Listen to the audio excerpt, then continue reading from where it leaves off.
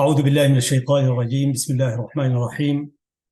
المشاهدون الكرام، متابعي قناة سلام الإعلامية المباركة، السلام عليكم ورحمة الله وبركاته. أحييكم تحية الإسلام في هذه الحلقة رقم 85 في برنامج مع اللغة العربية.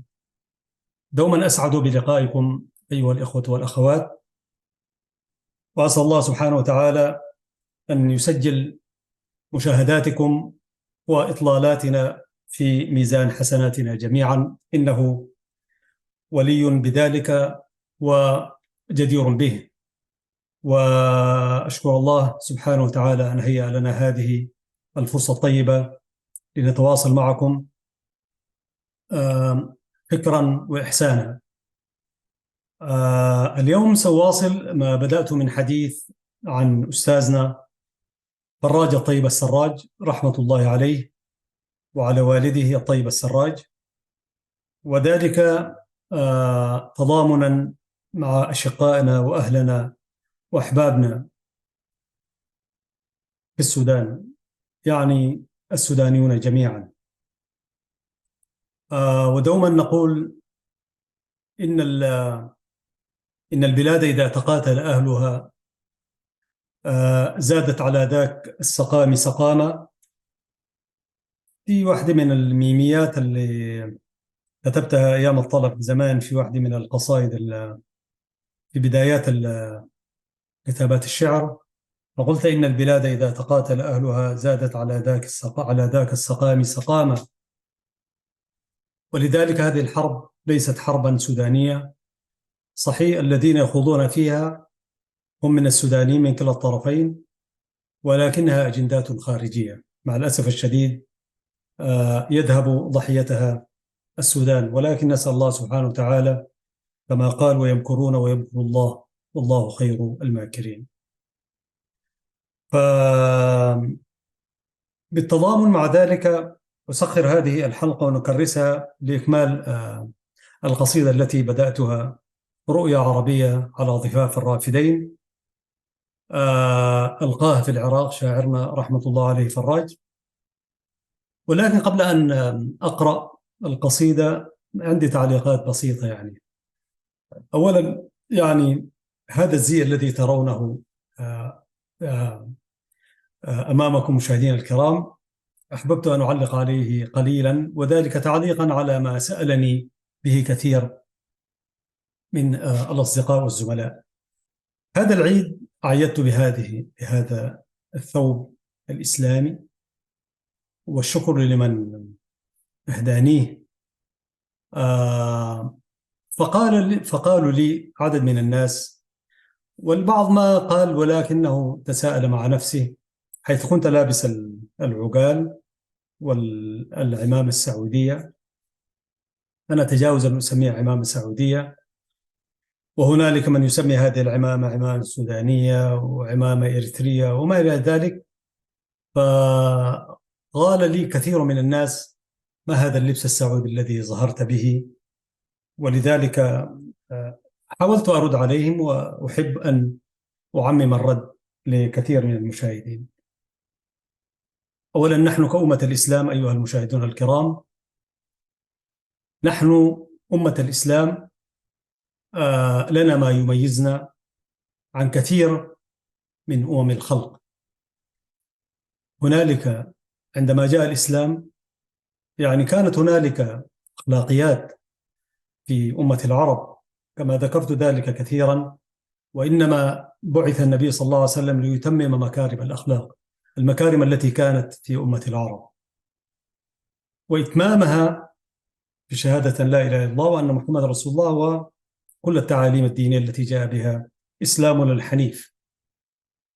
وعندما جاء الإسلام ثبت أشياء ومسخ أشياء. من الأشياء التي ثبتها الإسلام هو هذا الزي الإسلامي، ولذلك أنا أقول هو زي إسلامي. قد يبدو للبعض زي سعودي، وإذا لبست الشيء الثاني أنت إماراتي، وإذا لبست أنت صومالي، وإذا لبست شيء أنت سوداني. كل هذه الملابس تختلف في تفاصيل بسيطة، ولكنها يعني تظهر مظهرا واحدا وهو المظهر الإسلامي. وبالتالي لغير المسلمين ربما نحن كمسلمين ندخل في التفاصيل، هذه عمامة سودانية، هذه عمامة إريترية، وهذه هذا قفطان أو جلباب سعودي، واحد يقول إماراتي واحد.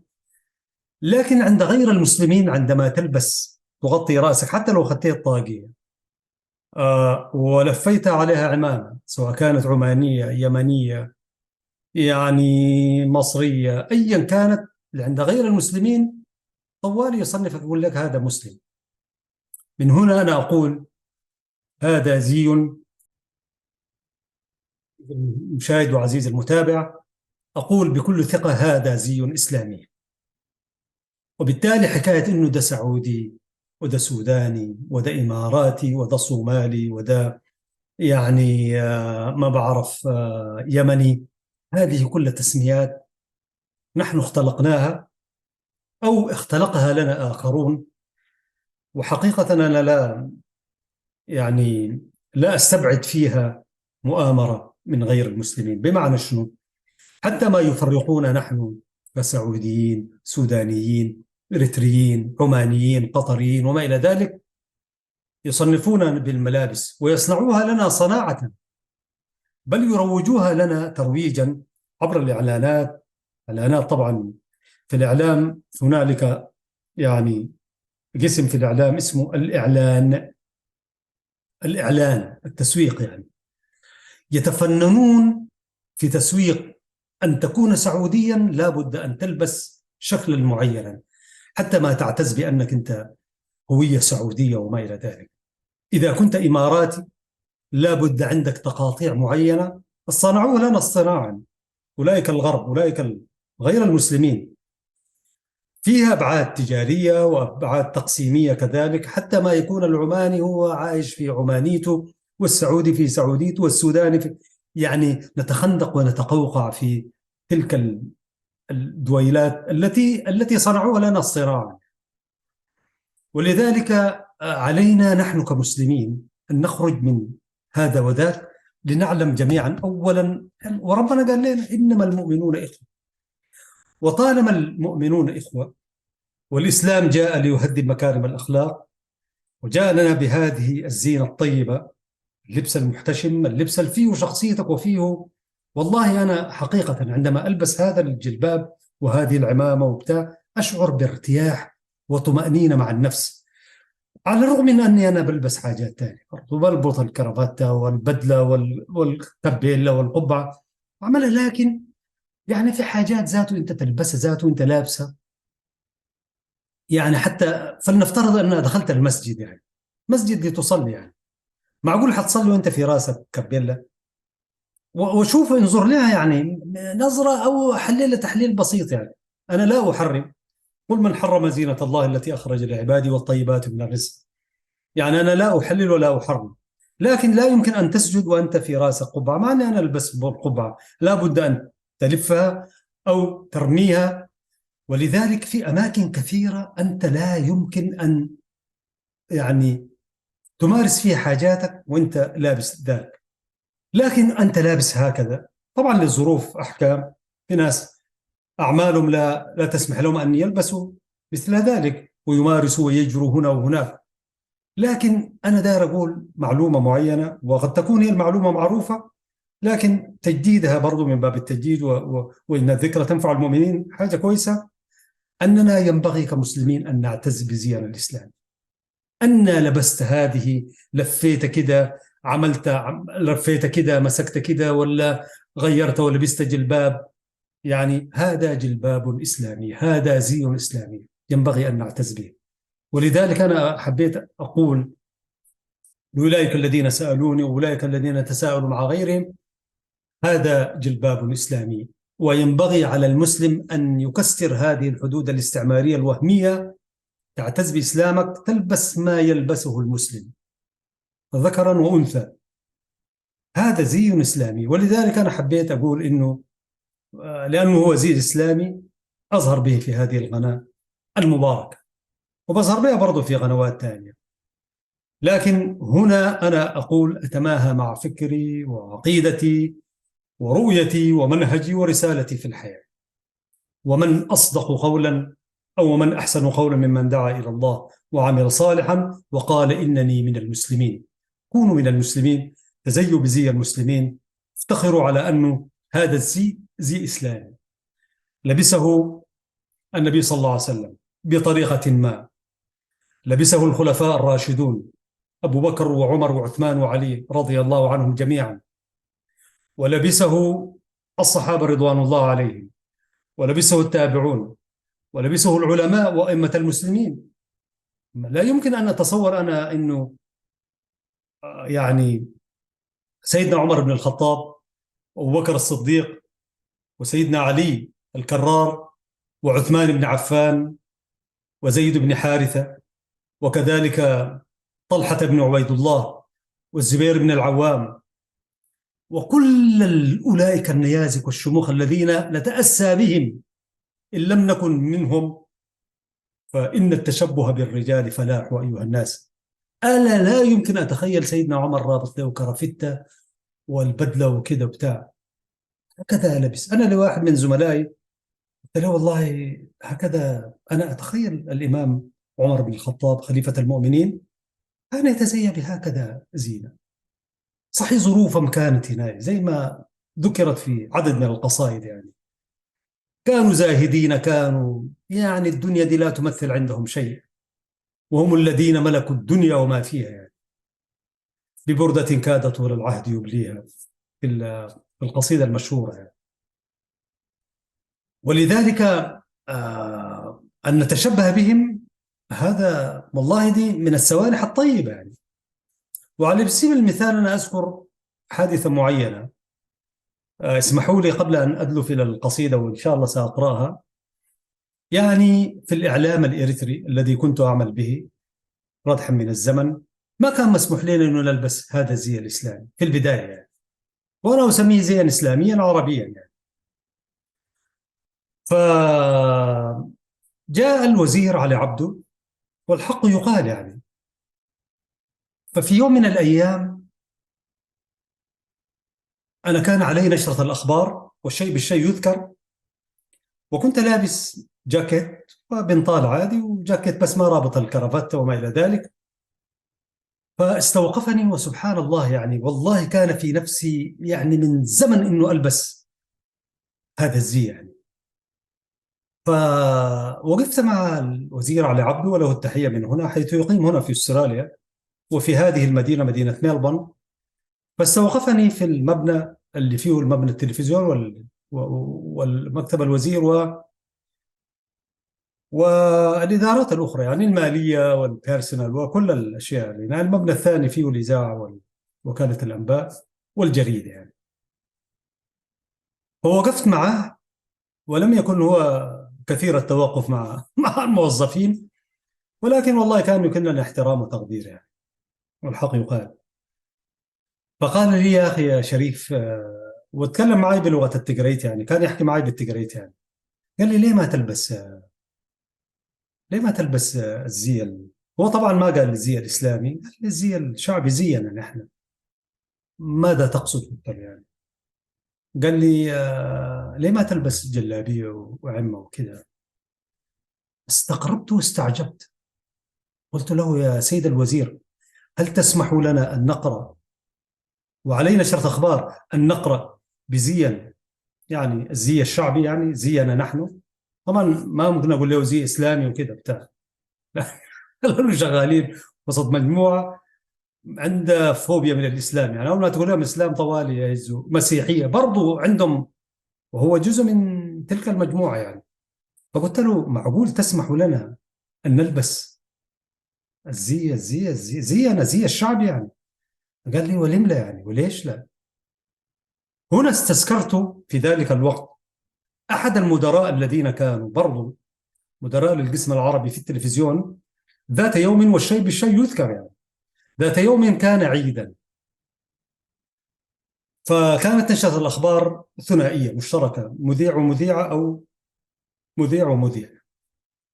فكان طيب الذكر معي ساعتها الطاهر عثمان، أحييه الطاهر عثمان حمدي، أي حيث يقوم في إحدى الدول الأوروبية يعني. فكنا شركاء في نشر الأخبار. فالدنيا عيد، فقلنا لبعضنا يا أخي ما نلبس حاجة جلابية ونحط عليها طاقية بس كده. ف... وأخذنا القرار ودخلنا الاستوديو البث المباشر، ولم يتبقى من بداية البث المباشر إلا 5 دقائق تقريبا، فإذا بمدير القسم العربي في التلفزيون يدخل علينا شوية وفي وجهه شيء من الاستغراب يعني والتعجب. قال لنا ما هذا؟ طبعا أنا جاي من الإذاعة، متعاون من الإذاعة، ولكن كنت بقرأ أحيانا أكثر من الموجودين في التلفزيون، والذين يعلمون تاريخ التلفزيون ونشرات الأخبار يعلمون ذلك. بالمختصر أقول كانت لي 3 نشرات إخبارية وأنا عضو في الإذاعة. 3 نشرات إخبارية من ال7 نشرات إخبارية. وزعوا ال4 نشرات على مجموعة الإصطاف اللي كان موجود في التلفزيون، يعني لهم التحية جميعا، للراحلين والأحياء لهم التحية والرحمة. فكانت التجربة تلك، فأنا بديت أتحدث مع الأستاذ المحترم، أنا سأتحفظ عن ذكر اسمي، فقلت له لما الاستغراب؟ قال لي أنتوا كيف طالعين النشر كده؟ قلت له الدنيا عيد. طبعا الأخ الطاهر عثمان لأنه هو عضو في التلفزيون، لأنه هو مديره، فما داير يتكلم، فأنا انبريت للحديث يعني، ليس بطولة ولكنني برضه هو كلام حق يعني. فقلت له وشنو الاستغراب؟ قال كيف أنتم تعلمون نحن دولة علمانية والكلام ده، حاجة مقطوعة من راسه يعني، زي ما بيقولوا أهلنا في السودان، ولا يمكن أن نظهر. دي واحدة من التخريفات والأوهام التي يعني عشعشت في دماغهم، وكل كان يمارسها على هواه يعني. فقلت له يا سيد المحترم، بيننا وبين النشر وعلى الهواء، نحن طالعين على الهواء، بيننا وبين النشرة دقائق. فقلت له ماذا بيدينا الآن؟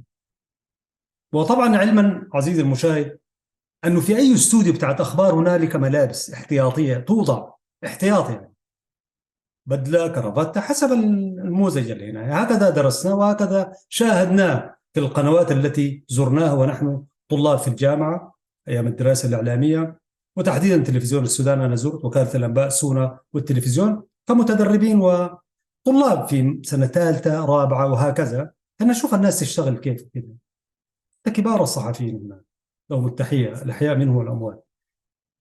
فقلت له يا سيدي الكريم، ليس بيدينا شيء الآن أن نغير. أنا بيتي مسافة والطائر برضو هنا، إن كان عضو، لكن أستبعد أنه يكون في شيء. طبعا ما في شيء، لكن أنت ممكن أن تشحت يعني، تسأل من زول تقول له يا أخي اقلع عليه الجاكيت واديني الكرافتة وكذا، وكثيرا ما عملناها يعني. فقلت له ما في طريقة. قال لا ما في طريقة، ما تقروا كذا. قلت له خلاص ايش نعمل يعني؟ ما نقرا. طبعا إذا ما دخلت النشرة هذه مشكلة، حيسأل عنها هو. فقال لنا قولا يعني خلاص شيلوا الطواقي برا. شلنا الطواقي برا، وكنت ساعتها لابس برضو جلابية بهذا، أنا ما داير أقول عليها سعودية، أنا ده زي إسلامي بالنسبة لي. فظهرت، تخيل لابس كده وراسك هنا، لا علم لا طاقية، لابد أن توضع شيء إن شاء الله عقال، أي حاجة، لأنه هي مرتبطة هكذا. لا يمكن أن تلبس بدلة كاملة وتزرر القميص مثلا على سبيل المثال ولا تربط فيها كرافتة، لأنه هي كده شكلها تركيبتها هكذا. قال لنا خلاص اقلعوا الطواقي. طبعا اذا ما قلعنا الطواقي ما حنقرا النشره وبتاع، وما في طريقه. ودخلت علينا الثانيه الاخيره من النشره، فخلعنا الطاقيه، كل واحد فينا رماها كده و... وقرانا. وانا في تقديري بالنسبه لي انا، تلك كانت أسوأ نشره اخبار انا قراتها في حياتي. لانه علميا ايها المشاهد الكريم، رجل او امراه مذيعه داخل على الهواء مباشره، علميا ونفسيا وقانونيا أن لا تتحدث معهم إطلاقا، لأنه هو داخل على الهواء، سيخاطب الملايين وعنده مسؤولية أمامه. فتعكر له مزاجه كده ويكون هناك. هذه طبعا علميا ممنوعة. دار تحاسبه بعد ما يكمل النشرة، تحاسبه، تناديه وتعمل له أي حاجة. فمن الناحية العلمية كان ينبغي على المدير المحترم، وسميه محترم فعلا، لكن ما بنعرف ما هي الدوافع التي كانت دفعته. فمفروض كان ينبغي أن لا يتحدث معنا أبدا. ندخل على النشرة بعد ذلك ينادينا واحدا أو مثنى ولا أي حاجة، وكل يدلي برأيه. فقرأت أسوأ نشرة أخبار في حياتي، لأنه كنت في مود مختلف وزعلان، وطفح بي الكيل طبعا، وما في طريقة لازم تقرأ، إذا ما قرأت نشرة ممكن تروح فيها يعني. وانتهى الحادث بذلك. بعد فترة من الزمن يأتي حديث علي عبد الوزير، ساعة ما كان وزيرا قائم بالأعمال وهكذا يعني، فيقول لي لماذا لا تلبس؟ فربطت هذه بتلك مباشرة، ولم تكن سنوات كثيرة يعني، تقريبا 5 4 6 سنين حاجة كذا. قلت له أنتم تسمحوا لنا أن نقرأ بزينا بزي شعبي، زي يعني بالجلابية ولا؟ قال لي أيوة. قال لي هذه الجاكيت أنت اللي لابسها. قال لي ناي أبونات ولا ناي بعبنات؟ قال لي بالتكرة يعني هذه. قال لي بتاع جدنا ولا بتاعت أبونا؟ قلت له والله لا جدنا لا أبونا. فقلت له يا سيد علي الوزير، أنا اليوم عندي نشرة أخبار وحاجة لابس الزي الشعبي. قال لي ألبس. طبعا الوزير علي عبده هو الكل في الكل، قال لك قولة خلاص يعني. ما في زول يعتب عليه إلا الفرعون الحاكم بأمره. كل حاكم بأمره يتكلم معك، كلام الوزير يبقى هناك، لكن داخل الوزارة وخارج الوزارة ما عدا الفرعون كلامه هو المسلم به تماما. كان عندي الشوق، وحقيقة يعني كان عندي الشوق للباس لتلك اللبسة. فجيت لابس سديري وسماديت وعمة وكاملة كاملة يعني، ما كان باقي لي بس أخذت السيف وداخل عريس يعني والعصي. دخلت الاستوديو، وأنا أقول الكلام ده لأنه الشيء بالشيء يذكر يعني. دخلت الاستوديو وسط استغراب من الطاقم الموجود في البث المباشر، مدير الاستوديو والمنفذ ومدير الصوت وال برضو مدير الإضاءة، مجموعة يعني فريق من العمل، الاستوديو بث مباشر يعني. يعني 7 8 واحد قاعدين جوا، بما فيهم المخرج اللي معايا المنتج، اللي بيقول أدخل وأطلعوا في الصور، يعمل إنسير في الصور وكذا. فسئلت، جاني المدير قال لي، مدير الاستوديو قال لي ايش ده يا شريف؟ قلت له كما ترى. طبعا انا ما خلاص انا ضامن يعني. كما ترى. قال لي كيف حتقرا كده؟ قلت له حقرا كده، ما حنقدر نطلع كده. قال لي، قلت له هتطلع طبعا. ليس شنآنا ولكن هخرج على الهواء. قال لي انت متاكد؟ طبعا حديث بالتقرينيا كله. ايوه انا متاكد. قلت له طيب. قال لي كيف الكلام ده؟ وجا واحد تاني استغرب، هو مدير يعني قالوا كيف يا جماعه؟ قلت له يا جماعه لما شفت اضطربوا وكذا بتاع، طبعا ما ممكن يتصلوا مباشرة، هم افتكروها أنا يعني بطولة مني، ويعني فزلكة كده أو مظهر كده أو شجاعة، خلينا نقول شجاعة يعني. ما هو برضو أحيانا الواحد تأخذه الهاشمية يعني ويسجل تاريخ يعني. وليتنا عملنا، ولكن والله بطريقتنا كنا بنعملها برضو بزوايا مختلفة. لما خلاص وقالوا لي شد الكلام وكذا، قلت لهم أسألوا على عبده. قال العبد عارف. قالوا لي ايوه العبد عارف. راجعوا، وشاهدت من بعيد واحد يتصل بالتليفون، اظن انه انا قاعد اتكلم مع علي، مع الوزير علي. فاطمأن الناس، وقرأت. وقد اكون، قد هنا للتأكيد عزيزي المشاهد، قد اكون انا الاول، الصحفي الاول الذي قرأ في التلفزيون بنشرة اخبار، نشرة اخبار بزي اسلامي، بزي شعبي بلدي كامل. كنت الأول، والحمد لله أنا عندي أوائل كثيرة يعني. وكانت نشرة ما بعدها نشرة بالنسبة لي، أنا انطربت. وكانت نشراتي كلها والله انطرب بها، لأني كنت أؤديها بمسؤولية كاملة. أنا أقدر المشاهد الكريم تقديرا كاملا كما أقدر المشاهد في هذه القناة وفي غيرها من القنوات، لأن أن تدخل إلى المشاهد ويشاهدك عليك مسؤوليات كثيرة ينبغي أن تتوفر لديك، وأن تحفظ لهذا المشاهد والمشاهدة حقوقه كاملة. واحدة منا أن تظهر له بمظهر يليق بشخصه، يشاهدك المتعلم، يشاهدك الأمي، يشاهدك الشيخ، يشاهدك الحافظ للقرآن، يشاهدك السياسي، يشاهدك السجين، يشاهد كل الخلق هذا يشاهدك.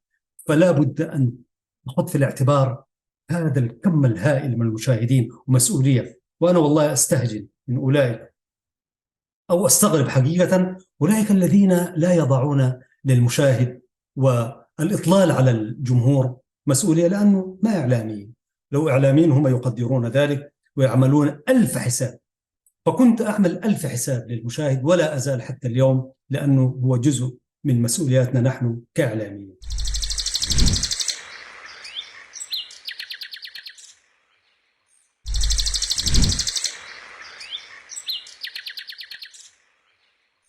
والمهم قريت النشرة، بعد ما كملت النشرة منتشيا، والكلام ده أنا قلته في شعر كثير كمان، طوالي مشيت للوزير علي عبده في مكتب.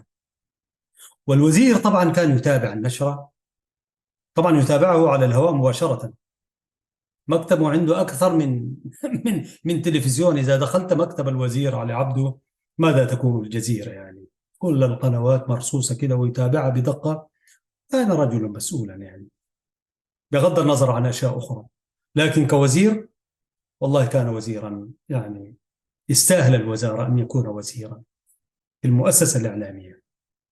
وتلك قضية أخرى لا أود الخوض فيها الآن. فقلت له: ها السيد الوزير، إيه رأيك؟ قال لي: ممتاز وأنا مبسوط والحق يقال. وقال لي: يا شريف بعد الآن ألبس ما شئت، اتقريت حغلة لحديك لبس. من ذلك اليوم انطلقت والحق يقال. أولا لم أقرأ نشرة أخبار في رمضان بالكامل إلا بجلابية وأعمل عليها العمائم المختلفة. أنا لا أقدر أقول عمة سودانية وعمة إريترية وعمة بتاع، العمائم المختلفة. كنت أعم العمائم القصيرة والعمائم الطويلة والجلاليب المختلفة. وكنت حتى أعياد الإخوة المسيحيين أنتهز أي سانحة، أي سانحة يعني أبرر بها أو لا أسأل من خلالها، كنت ألبس. وأكثر من لبس الزي، هذا الزي الإسلامي، كنت والعبد لله، وهذا فضل من الله، وما بنعمة ربك فحدث. ولذلك أتماهى الحمد لله. يعني لا تصعب علي أي لفة من اللفات العمائم، كانت قصيرة طويلة سميكة رفيعة وما إلى ذلك. ف... ولكن تريحني هذه العمامة الطويلة عشان تطلع فيها ال... ال... ال... الانعطافات والزوايا، تريحني هذه. ولكن برضو الصغيرة نوعا ما، وللعمائم وأخبار حديث كثير. فبحمده تعالى كنت ألبس والتلفزيون يشهد والمشاهد يعرف. والآن بعد ما أن خرجت وكل ما لبست، طبعا في قنواتنا التي أعمل بها في سلام المباركة، في الرسات كذلك ألبس. والرسات نحن نتماهى مع ثقافاتنا، مع عقائدنا، ومع خلفياتنا، بنلبس ما شئنا. والحمد لله بذلك الفهم أنا أمارس هذا وألبس هذا الزي، وعندي هو زي إسلامي عربي في نفس الوقت. ولذلك هذه مداخلة أحببت أن أقولها قبل أن أدلف إلى قصيدة رؤيا عربية على ضفاف الرافدين. لكن قبل ذلك أيضا في الجزء الأول، خلونا نختم الجزء الأول بالحديث عن شاعرنا قليلا فراج الطيب السراج. هذا هو الشاعر فراج الطيب السراج. وفراج الطيب السراج والده برضو سأخليها لثواني حتى ما يتعرف الناس عليه. هذا هو الطيب السراج رحمة الله عليه شيخ العرب، هكذا ختم حياته الطيب السراج وهو موظف عند البريطانيين. إذا رأيته كما قال أستاذنا حسين خوجلي: ألا يحق أن تقول له متى جلس مع أبي تمام والبحتري وآخرين من الشعراء الفحول الذين يعني يعرفون ماذا يلبسون. أيضا هذه صورة أخرى لشاعرنا العلامة الإمام الطيب السراج رحمة الله عليه. أنا وجدتها في الصور، بحثت عنه بحث حتى ما شوية نخلي المشاهد الكريم نقرب له الصورة للشيخ الطيب السراج. في صورة نشرت له نعم في الجريدة، إحدى الجرائد. هذا هو الطيب السراج، كان يتزيى بهذا الزي، وإذا وجدته فعلا تقول له متى جلس مع المتنبي واحتسى قهوته، وماذا قال في سوق عكاظ والمجنة، تلك الأسواق الجميلة. فالراجل الطيب السراج رحمة الله عليه، برضو أخذ صورته شوية ونأخذها. أحببت أن أقول إنه فراج أخذ من والده أنه كان صعب المراس ولا يخشى في الحق لومة لائم، ولذلك كانت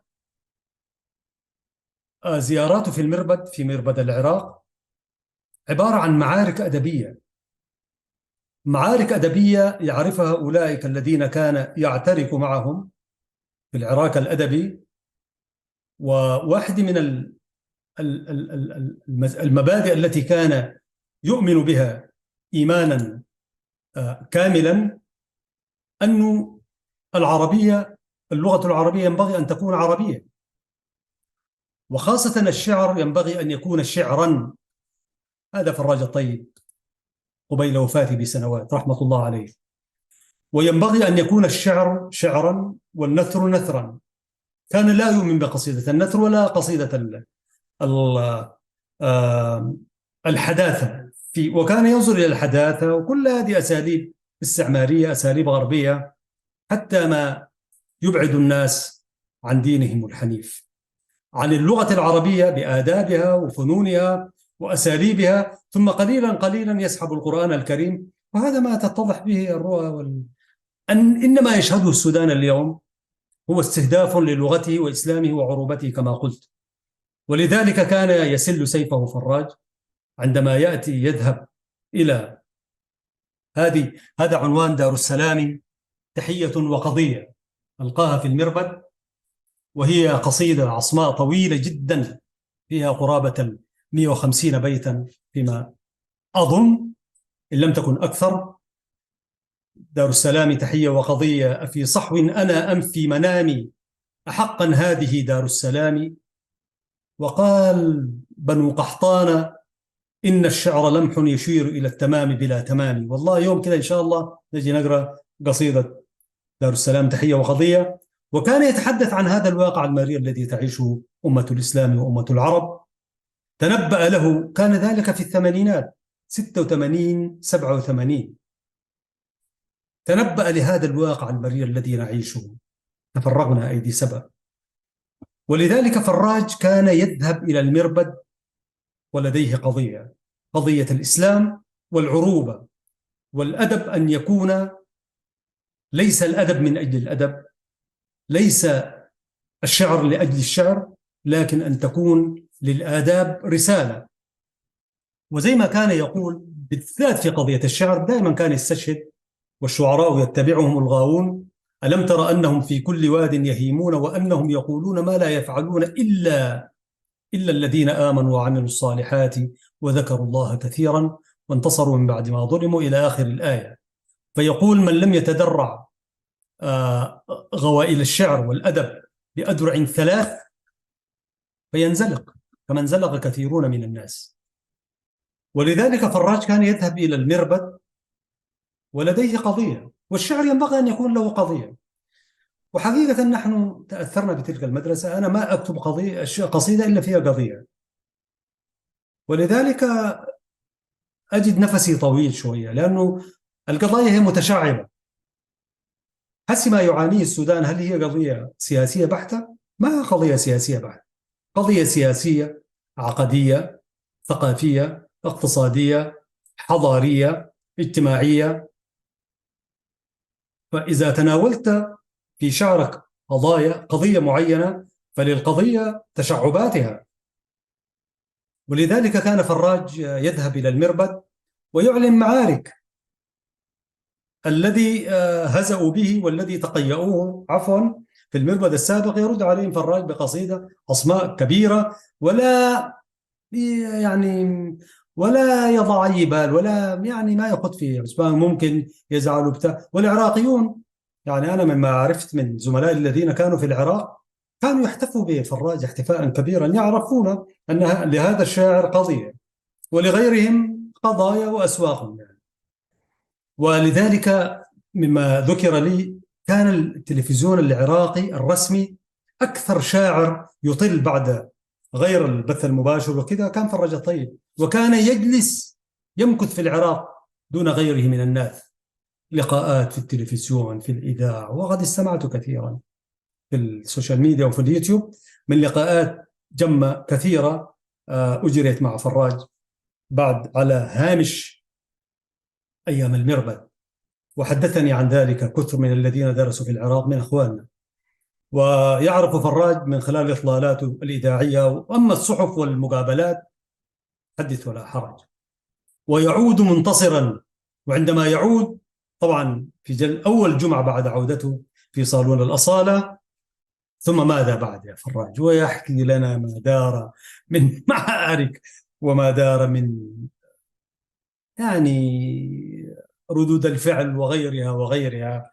وبرضه يحكي هو طبعا برضه رجل حكاي ورجل ظريف، يعني انه يعني فيه ونساته العلميه، يعني جلساته العلميه فيه ضحكات ورشفات يعني من هذا وذاك، لكنه كان منضبطا برضه في كل شيء يعني.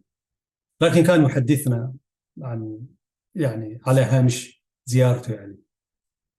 وكان رجلا ايضا لا يجامل ابدا يعني. وكثير من الناس كانوا يحاولوا يظهروا يقروا شعر مثلا في صالون فراج، ولكنه لم يجامل. انت ما شاعر؟ يقول لك انت ما شاعر يا زلمه.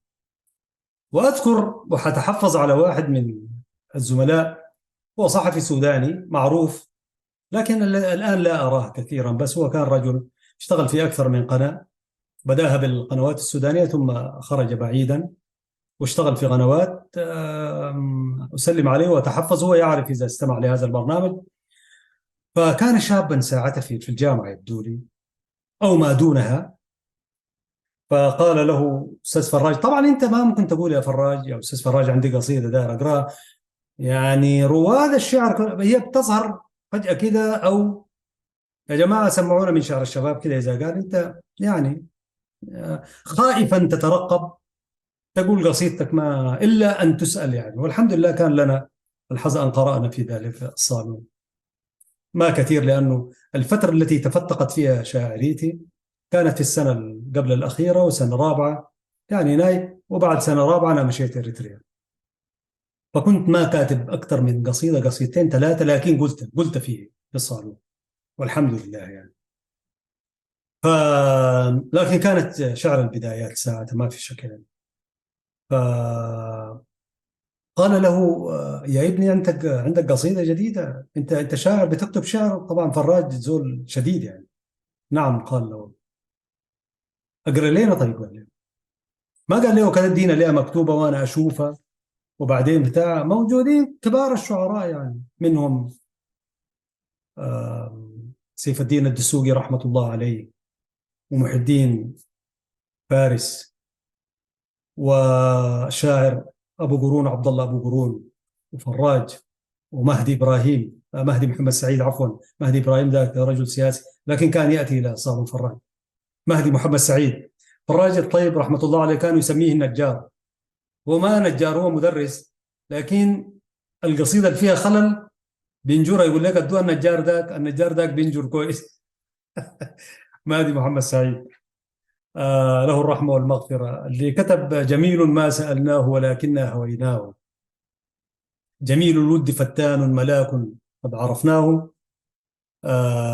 إلى آخر القصيدة الغنائية، يعني جميل ما سألناه. فكان بيسميه النجار، وهو رجل كان رجل ودود، لكن عنده ملكة بتاعت إنه الخلل الموجود في القصيدة وبتاع هنا فعلا ينجر. النجار ده ما يعمل شو النجار ده، والشعر يصنع على فكرة.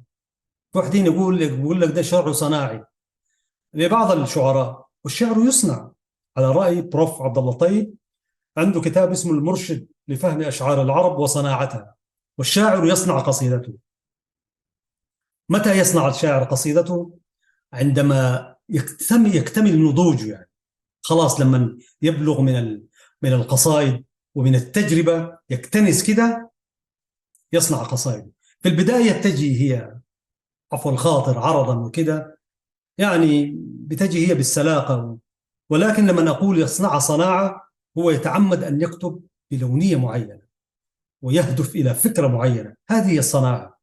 وبرضو أحيانا أنا أقول إنه الشعراء، يعني إذا اكتملت بك الرؤية وخلاص نضجت يعني وكمل عودك، يمكن تقول حاكتب على الروية الفلانية وعلى البحر الفلاني وسأجاري فلان. هذه أليست هذه صناعة؟ فالشعر يصنع صناعة، مش يعني تلتق له كلام وكذا بتاع، يصنع وبعدين يخضع لمعايير شعرية معروفة. يعني إذا توفرت فيه ذلك يبقى شعر. وبالذات في العربية ينبغي أن يلتزم باللونية العربية أيا كان الشعر. أنا شخصيا لا أؤمن بقصيدة النثر على الإطلاق، ولا شعر الحداثة. شعر التفعيلة إلى حد ما فيه شعر كويس موزون، وفيه أشياء فيه جرس وفيه نار. أما قصيدة النثر هذه ليست، هذه ألاعيب وأساليب غربية أدخلت فيه عشان ينتزعوا، عشان تكون الشخصية العربية الأدبية زي هشة كده بتاع، ويقوم يكتب لك أي حاجة، يعني يقول لك دي ما قصيدة النثر يا أخي، أفهموها زي ما شئت. كلمة واحدة وكلمة و24 كلمة في السطر الثاني واثنين. يعني الشعر يا أخي، الشعر إذا الشعر لم يهززك عند سماعه فليس خليقا أن يقال له شعر. والله أنا أتحدى شعراء الحداثة ديل وقصيدة النثر تحديدا أن يهزون هزا بقصيدة واحدة بس، واحدة من ملايين القصائد المدعاة والمزعومة إلى الشعر، أن يهزون هزا. والله والعياذ بالله، حتى لو كنت فاقدا للوعي لا يهززك الشعر الحديث أو قصيدة النثر تحديدا، يعني لا يمكن أن تهز. يعني في قصائد ثانية الهايكو ما بعرف شو، في قصائد يعني ممكن أنا هسي أقعد كده وأسمي قصيدة يعني أسميها مثلا قصيدة الشمس مثلا، وأقول مدرسة الشمس، المدرسة الشمسية. شوف الهداء يمشي كيف يعني. أقول المدرسة الشمسية، وليه سميت الشمسية؟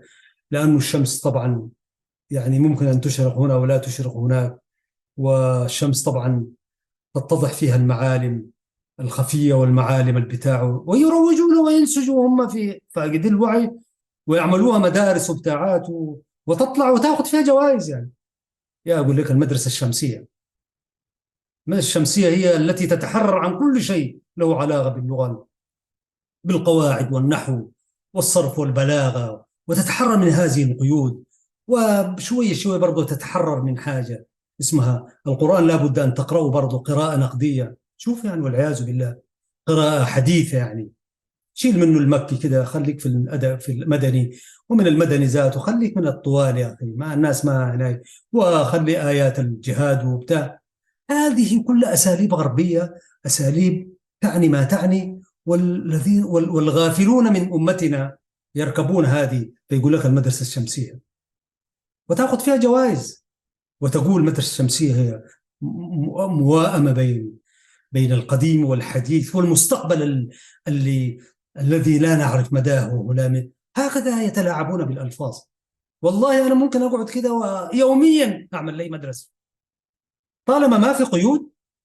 يا أخي شنو يعني العربدة؟ ما هي العربدة؟ عشان كده فراج قال لهم: رفقا بنا أدعياء الشعر ما لكم وللقريض فلستم بالأولى شعروا. رفقا بنا أدعياء الشعر ما لكم وللقريض فلستم بالأولى شعروا. ودي في الرائية التي سأقرأ في هذا الجزء، وسنستمع إلى هذه الأبيات: كيف سل سيفه على الحداثة وعلى قصيدة النثر وما إلى ذلك. فأرجع للطالب: معلش يا أخي أنا مشيت شوية سرحت. الصحفي قال له: عندي قصيدة. قال له: إلينا بها، اسمعنا يا ابني. فقرأ الرجل الود وكلنا نستمع. هي طبعا قصيدة كانت من النوع الكبير كده شوية. واستمع فقال له: يا هذا من اسمك؟ كده كده كده يعني، ما داير أقول اسمه حفاظا عليه يعني، وقد يكون اليوم شاعر ما بعرف. فقال له: من اسمك؟ قال له: كذا كذا كذا. لما هو وقف في اسمه قال له: لنعرفك قول اسمك بالكامل. واتكلم بعد ذلك بعد التعليق: قيل: إذا سئلت عن اسمك فقل اسمك كاملا، لأنه اسمك لوحدك لا تعرف، أنت تعرف بأبيك وجدك، وهكذا يعني. فكانت فيها محاضرة طويلة جدا. فقال له: يا ابني،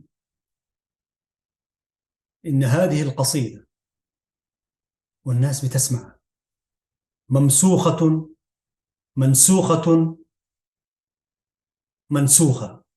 قال له: قصيدتك هذه منسوخة ممسوخة مسلوخة. الواد طبعا قال له: مش عيب عليك يا ابني؟ قال له: أنت في هذا العمر تنتحل شخصية. أنا أستطيع أن أقول لك من صاحب هذه القصيدة. هذه ليست قصيدتك يا ابني، وأنت في هذا العمر، حرام عليك وبتاع، وأنت أصلا ما قلت هذه قصيدتي وإلا في نفسك في شاعرية. فقال له: لما تتعجل؟ هذا سلوك غير حميد، وإذا انتحلت سلكت هذا الدرب غدا ستسرق أشياء أخرى وتكلم عن حقوق الملكية. والله وسط ذهول من الناس، الواد طبعا يعني أصابه الذهول والخوف، وقرورت عيناه بالدموع. وقال له: يعني في ناس كتار بيعملوا كده، وعليك بكذا وكذا وكذا، ونصيحة بقت محاضرة بذاتها. و... وكأنه الجميع كله يقول: ليته يتوقف الآن أستاذ فراج، وهو يعطي درس ورسالة. وطبعا كان شوية زعل فيه، يعني فيه شوية زعل كده، يعني زعل العلماء يعني. ومنذ ذلك التاريخ أنا عباراته هذه القصيدة ممسوخة ومنسوخة ومسلوخة دائما تتردد في ذهني. ليس عيبا عزيز المشاهد أنك أنت كشاعر أو يستهويك الشعر أن تتأثر بقصيدة، أن تجاري قصيدة، أن تقرأها أكثر من مرة حتى ما تعرف المعاني والأخيل التي فيها، وهكذا تحفظ وتنسى وتحفظ وتنسى، وأنت حتقول في يوم من الأيام. الرجل الودى الشاب خرج مكسوفا من تلك الأمسية وتلك الليلة، والحق يقال لم يعد إلينا بعد ذلك إطلاقا. لم يعد والله، خرج ولم يعد. وأنا كلما كنت أشوفه في التلفزيون بعد ذلك بسنوات كنت أتذكر ذلك المشهد، أقول: يا ترى ماذا فعل في دنيا الشعر؟ لكن الحق يقال أنا لم أقرأ اسمه كشاعر حتى اليوم فيما قرأت يعني، وقد تكون فاتتني أشياء وأشياء. فأذكر للأستاذ فراج ذلك الموقف. ابن فراج الطيب السراج كان واحد من أبنائه اسمه رشاد فراج الطيب السراج.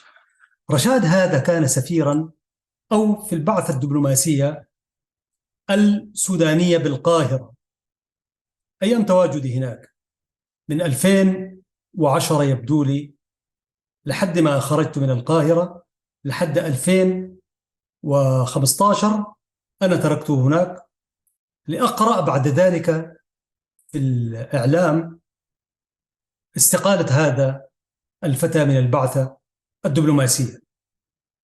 أنا بالنسبة لي لم أستغرب في استقالته وتقديم استقالته، وتقديم الاستقالة سأحكي مناسبة التقديم أو المناسبة يعني. لم أستغرب لأنه هو رشاد فراج الطيب السراج. هذا هو رشاد ابن فراج الطيب السراج، كان في البعثة الدبلوماسية بالقاهرة السودانية طبعا. قدم استقالته، وأنا جبت صورته حتى ما أتمثل أنه فراج نقل شخصيته حتى إلى أبنائه يعني. الاستقالة بالنسبة للدبلوماسي رشاد فراج الطيب السراج كانت عندما يعني ثورة والله بنسميها شنو ما أعرف، ديسمبر ولا يناير، المهم قلبت حكومة الإنقاذ وجاءت حكومة عابر سبيل مثلا. أحزاب تكونت من الشارع من هنا وهناك، وتوارت الأحزاب التقليدية الكبيرة كالإسلاميين وحزب الأمة والاتحاد الديمقراطي حزب البعث العربي، وكذلك المستقلين، حتى الحزب الشيوعي تواروا. عندما أقول يعني المشهد خلا لمجموعة الحرية والتغيير، أحزاب تخلقت بين ليلة وضحاها. فتلك الحكومة التي ظلت طريقها وحتى تاريخه طبعت علاقتها مع الكيان الصهيوني إسرائيل، دولة إسرائيل، وتم التطبيع على يعني على كل الاتجاهات. هذا التطبيع استفز رشاد فراج الطيب السراج، قال هذا مبدأ لا يمكن للسودان أن يطبع على طبعا الأمة العربية كلها. لكن أنا أتحدث عن شخصية، إنه فراج الطيب السراج أنا متأكد لو كان عايش أستاذ فراج والسودان طبع، والله كان حيطلع بملحمة ما بعدها ملحمة. هذه الملحمة أنا قرأتها في استقالة رشاد فراج الطيب السراج، أيا كان الموقف منه. كثيرون طبعا تناولوه من هنا وهناك، لكن رشاد قال هذا مبدأ أنا لا أوافق عليه ولا أتحمل مسؤوليته أنا كرجل دبلوماسي ممثل الخارجية أن يطبع السودان مع الكيان، وهنالك حقوق وما إلى ذلك. قدم استقالته وأصبح في الشارع يعني. وهو دبلوماسي يعني، دبلوماسي في القاهرة، ما حاجة سهلة.